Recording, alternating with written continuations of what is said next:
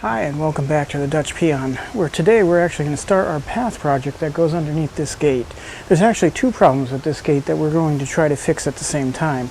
The first problem is actually the opening of it. It only opens this far because it hits the grass. If I lift and pull it, we have enough room to get our lawnmower to come through this opening, but barely. The other problem we're going to try to fix is drainage. Here we have actually 2 points of land coming together like this, and it seems to meet right here, and this area always gets flooded. As you can see here, the grass is just flooded away, and it's impossible to get it to grow back. Plus we have a low dip here, which the family dog likes to dig even further down, try to get out. So we're actually going to try to bring this level up so it fits underneath the gate, and the gate can swing all the way open. We can actually use it by using a brick pathway, and we're going to put in a French drain in order to drain the water away.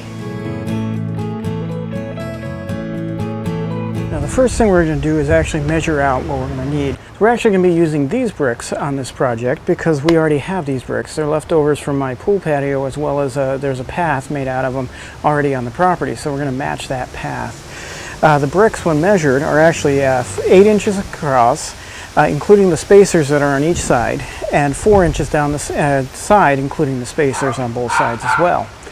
These actually have a rounded top, so they make a very nice thing, and I'll show you later how we're going to clean these up and so we can use them.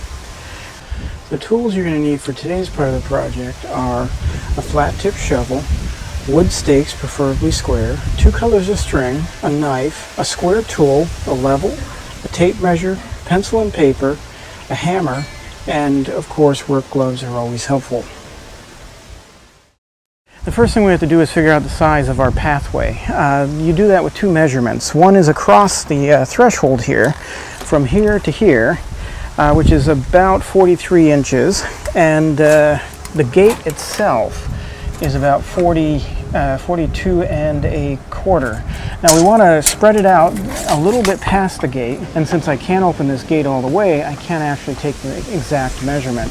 So I have to actually do some guesstimation. Since the gate is actually 42 inches wide, so I want to go beyond it about 2 inches, so we'll make it 44 inches, and I want to go 2 feet on the other side, which makes it another 24 inches, is a grand total of 68 inches. Now we run into a small problem because of the measurement of the bricks. That actually gives us only 67 and then an extra inch. So we're actually going to make it 67 inches long in order to accommodate the bricks. Now for the measurement across, we're actually going to keep it within the 2 pillars of the gate, which is actually 43 inches. And that gets us into a problem because it doesn't match out to the measurement of the bricks. So we're actually going to have to trim some of the bricks, and when we get to that, I'll show you how to do that.